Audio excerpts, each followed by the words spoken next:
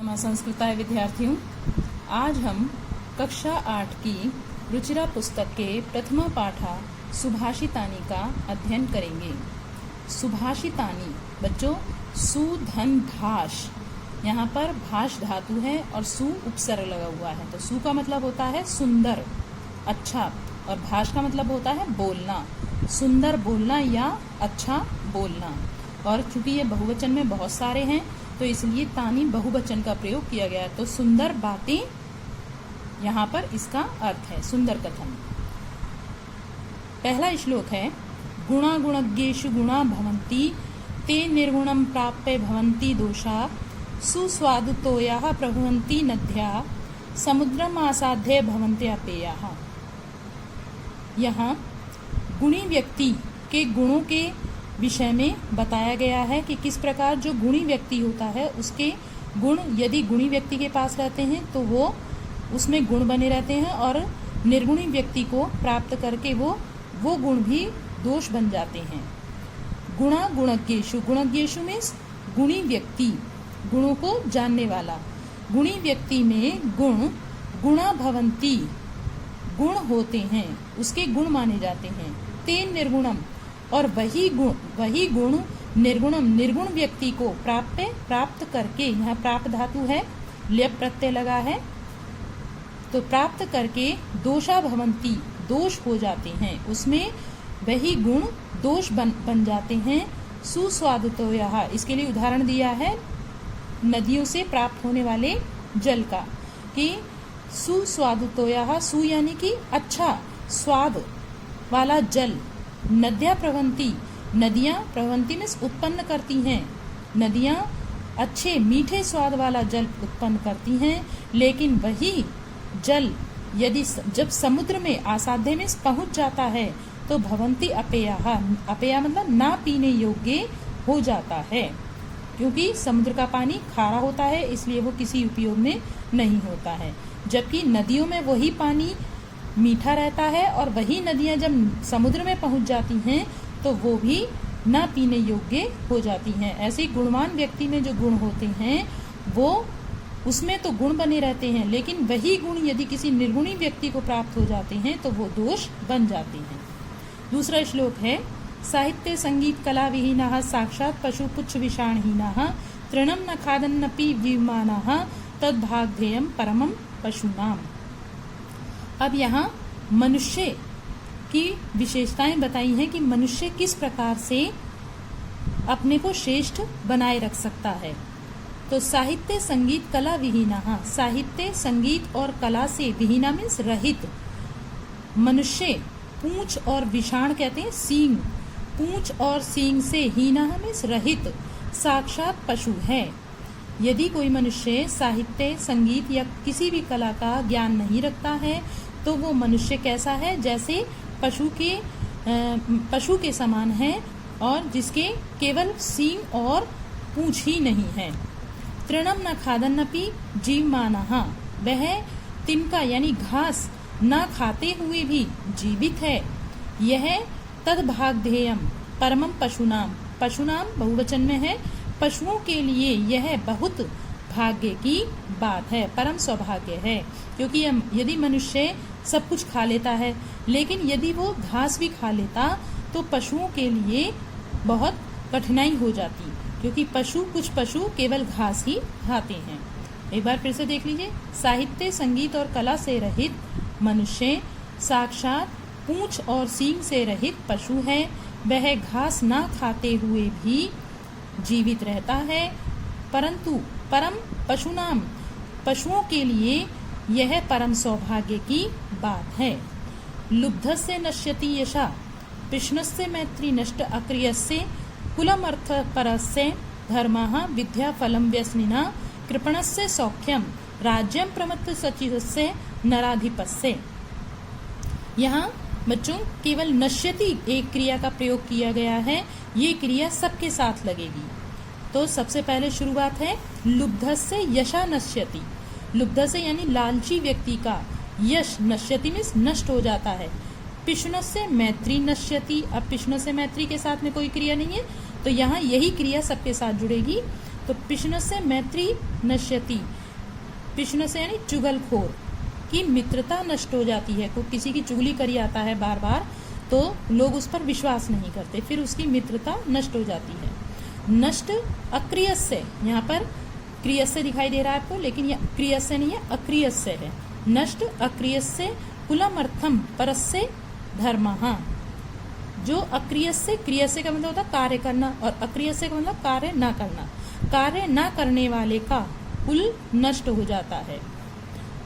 अर्थ अपरस्य, अर्थ कहते हैं धन को, धन यानी अपरस्य, यहाँ परस्य दिखाई दे रहा है लेकिन परस्य नहीं है, अपरस्य। अपरस्य यानी दूसरे का, दूसरे का धन की इच्छा रखने वाले का धर्म नष्ट हो जाता है। फिर वो जब व्यक्ति दूसरे के धन की इच्छा रखने लगता है तो वो कुछ भी गलत काम करने लगता है, तो उसका धर्म नष्ट हो जाता है। नश्यति क्रिया इसके साथ भी लगेगी। विद्या फलम व्यसनिना कृपणस्य सौख्यम, और व्यसनिना यानी बुरी आदतें, आदतें जिसमें हैं बुरी आदतों वाले व्यक्ति का विद्या का फल नष्ट हो जाता है। यदि किसी व्यक्ति में बहुत पढ़ा लिखा है, विद्वान है, लेकिन उसमें कोई बुरी आदतें लग गई हैं तो उसका जो विद्या है, जो उसने ज्ञान अर्जन किया है, वो उसका फल, उसका परिणाम नष्ट हो जाता है। कृपणस्य सौख्यम, और कृपणस्य कैसे, कंजूस, कंजूस को सुख नहीं मिलता, कंजूस का सुख नश्यति मीन्स यहाँ पे लगाएंगे फिर से, कंजूस का सुख नष्ट हो जाता है, क्योंकि कंजूस व्यक्ति ना अपने लिए धन खर्च करता है और ना दूसरे के लिए खर्च करता है, ना वो खुद सुख उठाता है और ना वो दूसरों को सुख देता है। तो कृपणस्य सौख्यम, कंजूस व्यक्ति का धन सुख, उसका सुख नष्ट हो जाता है। राज्यम प्रमत्तस्य, प्रमत्त सचिवस्य नराधिपस्य, और प्रमत्त कहते हैं असावधान, जो आलसी व्यक्ति होता है। तो आलसी सचिवस्य, सचिव कहते हैं मंत्री, आलसी मंत्री जिस राज्य का हो उस राजा का क्या है, राज्य नष्ट हो जाता है। जिस राजा का मंत्री आलसी हो उसका राज्य नष्ट हो जाता है। पीत्वा रसम तु कटुकम मधुरम समानम, माधुर्यमेव जनिम मधुमक्षिकासौ संतस्तथैव सम सज्जन दुर्जनानाम श्रुत्वा वचः मधुर सूक्त रसम सृजन्ति। पीत्वा रसम तु कटुकम, मधुमक्षिकासौ, यहाँ से लेंगे मधुमक्षिका यानी मधुमक्खी, मधुमक्खी कटुकम कड़वा और मीठा रस समान रूप से पीकर, माधुर्यमेव यानी मीठा रस ही उत्पन्न करती हैं। जो मधुमक्खियाँ अलग अलग फूलों से रस लेती हैं, वो हर फूल का रस एक जैसा नहीं होता, किसी का कड़वा होता है, किसी का मीठा होता है।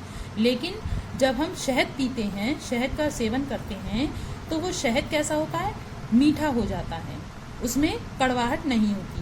तो इसके लिए उदाहरण दिया है कि सज्जन व्यक्ति का उदाहरण दिया है, संतस तथै, तथै वैसे ही जैसे मधुमक्खियां करती हैं वैसे ही सज्जन व्यक्ति, सम सज्जन दुर्जना नाम, सज्जन और दुष्टों के, वचः में वचनों को, सम में समान रूप से, श्रुत्वा में सुनकर, समान रूप से सुनकर, मधुर सूक्त रसम सृजन्ति मीठे रस, मीठे सूक्ति यानी वचन, वचनों रूपी रस का ही निर्माण करते हैं। सृजन्ति में निर्माण करना, अर्थात जो सज्जन व्यक्ति होते हैं वो दुष्ट व्यक्ति की भी बात सुनते हैं और सज्जन व्यक्ति की भी बात सुनते हैं, लेकिन दुष्ट व्यक्ति की बात सुन के गलत नहीं बोलते, या सज्जन व्यक्ति की बात को सुनकर उसका उन पर अलग प्रभाव नहीं होता। वो दोनों की बात को सुनते हैं लेकिन दोनों को अच्छा ही बोलते हैं। एक बार फिर से देख लेते हैं बच्चों। कटुकम, मधुमक्खियाँ कड़वा और मीठा रस समान रूप से पीकर मीठा रस ही उत्पन्न करती हैं, जनियत मीन्स उत्पन्न करना, उत्पन्न करती हैं। तथा वैसे ही सज्जन व्यक्ति, सज्जन दुर्जन नाम, सज्जन और दुर्जन व्यक्तियों के वचनों को सुनकर मीठा मधुर सूक्ति रूपी रस ही उत्पन्न करते हैं। विहाय पौरुषम यो ही दैवमेव अवलंबते प्रासाद सिंहवत तस्य मूर्धनि तिष्ठन्ति वायसाः। जो मनुष्य पौरुषम, पौरुषम में पुरुषार्थ को, मेहनत को, परिश्रम को, विहाय में छोड़कर, दैवम अवलंब्यते, अवलंब्यते में सहारा लेना, दैवम में भाग्य का, भाग्य के सहारे रहते हैं। जो पुरुष या मनुष्य अपने मेहनत को छोड़कर, विहाय में छोड़कर भाग्य के सहारे रहते हैं वह उनकी स्थिति वैसी होती है जैसे महल में बैठे हुए शेर के समान, जिसके मूर्धनी में सिर पर केवल वायसा में कोए ही बैठते हैं। जैसे महल में शेर को रख लिया जाए और उसके वो किसी के लिए कुछ भी नहीं कहेगा और उसका जो उपयोग है केवल कौए, जैसे मूर्तियां बना दी जाती हैं पहले समय में, महल के जो द्वार होते थे उन पर शेरों की मूर्तियां बना दी जाती थी, तो उन पर केवल कौए ही बैठा करते थे। तो जो मनुष्य मेहनत को छोड़कर केवल भाग्य के सहारे रहते हैं उनकी स्थिति उस महल के शेर के समान हो जाती है जिसके सिर पर केवल कौए ही बैठते हैं।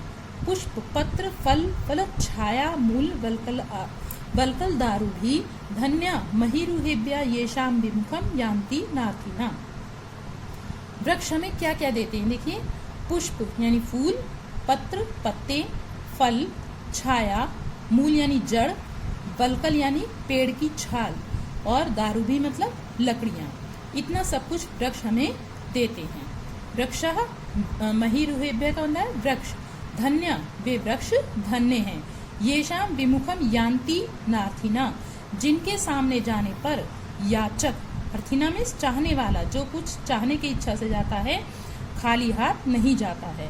यानी कि कोई वृक्ष फूल नहीं देगा तो छाया देगा, छाया नहीं देगा तो लकड़ी तो देगा ही, जड़ भी होती है उसमें, तो कुछ ना कुछ वृक्ष जो है हमें देते ही हैं। चिंतनीय ही विपदाम आदावेव प्रतिक्रिया नाकूप खननम युक्तम प्रदीप्ते वह्निना ग्रहे। विपदाम विपत्ति आने से, आदावेव आने से पहले ही, प्रतिक्रिया उस विपत्ति से को दूर करने की के विषय में चिंतनीय में सोच लेना चाहिए, विचार कर लेना चाहिए। न कूप खननम युक्तम प्रदीप्ते वह्नि न ग्रहे। ग्रहे में घर में आग लग जाने पर कुआं खोदने से कोई लाभ नहीं होगा, क्योंकि घर में जब आग लग जाए और उस समय जो है कुआं खोदने लगे, पानी की व्यवस्था करने लगे, तो इतने में तो घर जल जाएगा। ऐसे ही विपत्ति आने से पहले ही उससे उसके निवारण का, उसकी प्रतिक्रिया के लिए, उसके विपत्ति को दूर करने के लिए विचार कर लेना चाहिए, क्योंकि घर में आग लग जाने पर घर में कुआं खोदने से कोई लाभ नहीं होता है।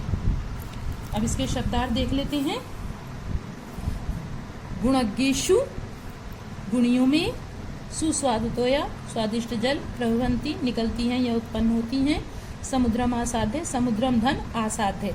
बच्चों यहाँ पे म पे हलंत है तो यहाँ पे दीर्घ संधि नहीं हुई है, केवल वर्ण संयोग हुआ है।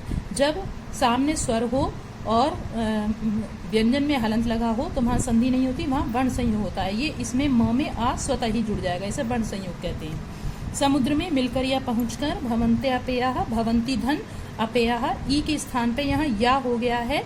यहाँ पर बच्चों यण संधि है, भवन्ति धन अपेयः। पीने योग्य नहीं होती, अपेय का मतलब ना पीने योग्य। विषाणहीना यानी सींग के बिना, खादन नपी, खादन धन अपी, यहाँ पर भी, यहाँ पर ना को द्वित्व हो गया है और खादन नपी बना है शब्द।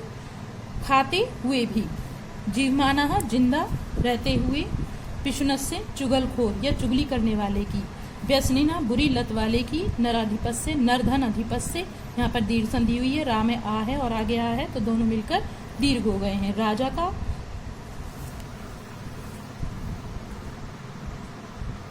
जनिये मधुमक्षिका सब, यह मधुमक्खी पैदा करती है या निर्माण करती है। जनियेत धन मधुमक्षिका असौ, यहाँ पे दीर्घ संधि हो गई है, आ और आ मिलकर। संतस तथैव, संतः तथा धन एव, संतः यहाँ विसर्ग संधि है, विसर्ग लगे हुए हैं, और तथा धन एव मिलकर ये वृद्धि संधि हुई है। वैसे ही सज्जन, सृजंती में निर्माण करते हैं। वायसा कौए, वल्कल पेड़ की छाल, दारू भी लकड़ियों द्वारा, महिरुहा वृक्ष, कूप खननम कुआं खोदना, वह्निना अग्नि द्वारा। पहला प्रश्न है बच्चों, पाठे दत्तानाम पद्यानाम सस्वर वाचनम कुरु। पहले जो आपको पाठ में दिए हुए पद्य हैं, इनको श्लोक हैं, पद्य को श्लोक बोलते हैं, ये हैं, इनको आपको उच्चारण करना है। श्लोक, दूसरा प्रश्न है श्लोकांशेषु रिक्त स्थानानि पूर्य। अब श्लोक के अंश दिए हुए हैं, ये इनकी रिक्त स्थान की पूर्ति करनी है श्लोक के माध्यम से। समुद्रम आसाध्य भवन्ते अपेया भरेंगे, आप श्लोक में भी देख सकते हो। इसका आंसर आगे जुड़ेगा भवन्ते अपेया। फिर यहाँ पर स्थान कम था इसलिए मैंने इसको यहाँ लिख दिया है। संतस तथैव सम सज्जन दुर्जनानाम श्रुत्वा वचः मधुर सूक्त रसम, ये भाग यहाँ पर भरा जाएगा। तद भाग ध्येयम, फिर इसमें बीच में भरेंगे परमम पशुनाम, विद्याफलम कृपणस्य सौख्यम, यहाँ पर बीच में भरेंगे व्यसनिना यानी जो बुरी आदत वाला है। पौरुषम विहाय यह ही दैवम अवलंब्यते, ये इसको हम यहाँ भरेंगे। अगला है चिंतनीय ही विपदाम, फिर यहाँ भरेंगे आदा वे प्रतिक्रिया। इन रिक्त स्थानों को आप श्लोक में शुरू में देख सकते हो, उन श्लोकों के माध्यम से और अच्छे से समझ सकते हो और उनको भर लेंगे। प्रश्न नंबर 3 है प्रश्नानाम उत्तराणि एक पदेन लिखत। इन प्रश्नों के उत्तर आपको वन वर्ड में लिखने, एक पद का मतलब वन वर्ड। तो मैंने इसके सामने वन वर्ड में आंसर दे दिए हैं। पहला है व्यसनिना किम नश्यति, व्यसनिना बुरी आदत वाले का क्या नष्ट हो जाता है? विद्या फलम, विद्या से जो फल मिला है उसे वो नष्ट हो जाता है, तो इसका आंसर लिखेंगे विद्या फलम। कस्य यशा नश्यति, किसका यश नष्ट हो जाता है? लुब्ध से, लालची व्यक्ति का। मधुमक्षी का किम जनयति, मधुमक्खी क्या उत्पन्न करती है? माधुर्यम, मीठा। ठीक है, तो यहाँ पे माधुर्यम लिख देंगे इसका आंसर। मधुर सूक्त रसम के सृजंती, मीठे वचन रूपी रस को कौन निर्माण करते हैं? संतः, इसका आंसर है संतः। अर्थिना केभ्य विमुखनायान्ति, जो याचक हैं वो किसके सामने से खाली नहीं जाते हैं? महिरुहेभ्य, यहाँ पे हमने बहुवचन का प्रयोग किया है क्योंकि वृक्षों की केभ्य बहुवचन का प्रयोग किया गया है, इसलिए यहाँ भी बहुवचन का प्रयोग है महिरुहेभ्य। अगला प्रश्न है अधोलिखित तद्भव शब्दानाम कृते पाठात् चित्वा संस्कृत पदानि लिखत। नीचे लिखे हुए तद्भव शब्दों के लिए पाठ से चुनकर संस्कृत पद लिखें। तो ये तद्भव शब्द हैं और ये तत्सम शब्द हैं, जो संस्कृत से लिए जाते हैं वो तत्सम होते हैं। कंजूस, कंजूस का तत्सम रूप बनेगा कृपणः, कड़वा का कटुकम, पूंछ पुच्छम, लोभी लुब्धा, मधुमक्खी मधुमक्षिका, तिनका तृणम। प्रश्न नंबर 5 अधोलिखितेषु वाक्येषु कर्तृपदम क्रियापदम च चित्वा लिखत। नीचे लिखे हुए वाक्य हैं, इनमें से कर्ता और क्रिया को चुनना है। पहला आपको डन है इसमें, संता मधुर सूक्त रसम सृजंती, तो यहाँ पे संता जो है कर्ता है और क्रिया है सृजंती, निर्माण करना।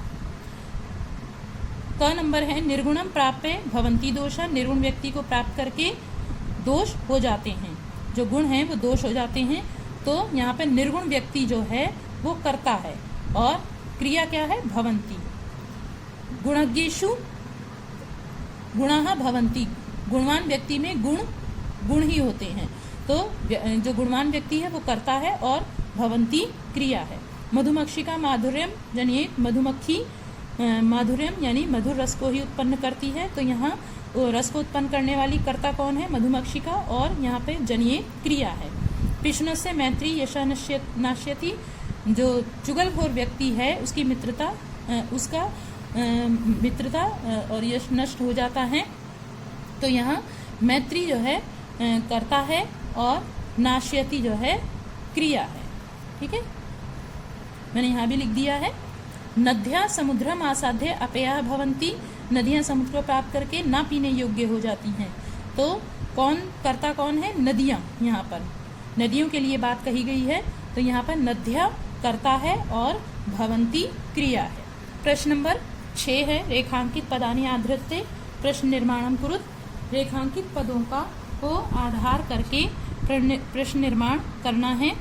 पहला है गुणः गुणज्ञेषु गुणाः भवन्ति, यहाँ पे रेखांकित है गुणः, इसको इसके आधार पे हमें प्रश्न निर्माण करना है। गुणः की जगह लिखेंगे के, बहुवचन है क्योंकि यहाँ पर, तो यहाँ भी बहुवचन का प्रयोग किया जाएगा, तो यहाँ लिखेंगे के, फिर आगे का यही भाग मैंने यहाँ लिख दिया है गुणज्ञेषु गुणा भवन्ति, फिर प्रश्नवाचक चिन्ह लगाएंगे। ऐसे ही अगला है नद्या सुस्वादुतय भवन्ति, नदियाँ स्वादिष्ट जल वाली होती हैं, तो यहाँ पर कहा आएगा, बहुवचन का प्रयोग किया गया है इसलिए यहाँ भी बहुवचन आएगा। कहा सुस्वादुतोयः भवन्ति। स्त्रीलिंग में है तो यहाँ पे स्त्रीलिंग का प्रयोग किया जाएगा, यहाँ पे ये पुल्लिंग में है तो यहाँ पुल्लिंग का बहुवचन का प्रयोग किया गया है। सुस्वादुतोयः भवन्ति, फिर प्रश्नवाचक चिन्ह लगा देंगे। लुब्धस्य यशः नश्यति, कस्य यानी लोभी व्यक्ति का यश नष्ट हो जाता है, तो हम प्रश्न क्या बनाएंगे, किसका यश नष्ट हो जाता है, कस्य प्रयोग करेंगे। षष्ठी विभक्ति एक वचन, यशः नश्यति, फिर प्रश्नवाचक चिन्ह। सब में यहाँ पर प्रश्न बनाकर प्रश्नवाचक चिन्ह लगाना है। मधुमक्षिका माधुर्यमेव जनयति, मधुमक्खी मधुरता यानी मधुर रसी उत्पन्न करती है, तो कौन, का मतलब कौन, ये एक वचन का है, का स्त्रीलिंग में, मधुमक्षिका मधुमक्खी स्त्रीलिंग में होती है इसलिए का एक वचन का है। मधुमक्षिका यानी का माधुर्यमेव जनयति, तस्य मूर्धनि तिष्ठन्ति वायसा, उसके मूर्धनि यानी सिर पर, तिष्ठन्ति वायसा, वायसा मतलब कौए बैठते हैं, तो यहाँ पे हमने अव्यय का प्रयोग किया है। तस्य उसके, कहाँ बैठते हैं कौए, तो यहाँ पर हमने ये अव्यय है, अव्यय का प्रयोग किया है, यहाँ पे कोई विभक्ति नहीं लगी है, हम यहाँ पे अव्यय का प्रयोग कर सकते हैं। पुत्र का मतलब होता है कहाँ, उसके कहाँ बैठती है। प्रश्न नंबर 7 है, उदाहरण अनुसार पदानाम पृथक कुरुत, उदाहरण के अनुसार पदों को अलग करना है। समुद्रम आसाध्य, समुद्रम धन आसाध्य, ये मैंने पीछे भी अभी आपको बताया था। अगला है माधुर्य में, माधुर्यम धन एव, यहाँ पे हलंत लगा हुआ है इसलिए फिर वही वर्ण संयोग होगा, एक ही मात्रा इसमें जुड़ जाएगी। फिर अल्पमेव, अल्पम धन एव, यहाँ भी माँ हलंत है इसलिए कोई संधि नहीं होगी, वर्ण संयोग होगा और एक ही मात्रा यहाँ स्वतः ही जुड़ जाएगी। वर्ण संयोग में जो आगे का स्वर होता है या इधर का स्वर होता है वो स्वतः ही उसमें जुड़ जाता है। सर्वमेव, सर्वम धन एव, यहाँ पर म है, देखिए यहाँ पर भी ऐसे ही हुआ है, सर्वमेव। दैवमेव, दैवम धन एव, यहाँ पे भी वही स्थिति है, ए जुड़ जाएगा तो यहाँ पे दैवमेव बन जाएगा। महात्मा नाम मुक्ति, महात्मा नाम षष्ठी व्यक्ति है, धन उक्ति महात्माओं की वचन, तो यहाँ पर भी आपका वर्ण संयोग हुआ है, म पे हलंत है तो ऊ जुड़ जाएगा, महात्मा नाम मुक्ति ही हो जाएगा। विपदाम आदावेव, विपदाम धन आदौ, आदावे आदौ धन एव, औ के स्थान पर आव हो गया है, यहाँ पर बच्चों अयादी संधि हुई है, औ के स्थान पर आव हो जाता है तो आव बन गया है, फिर ए जुड़ गया उसमें तो बन गया आपका आदा वे, विपदाम आदा वे। अब फिर है योग्यता विस्तार। आपको इन जो पाठ में श्लोक दिए हैं उनके अतिरिक्त यहाँ पर ये एक एक पंक्तियों की जो हैं बच्चों, ये एक आपका ये है, ये है, ये 4-5 तो आपकी सूक्तियाँ हैं, ठीक है, ये वाली, और ये आपका एक श्लोक है।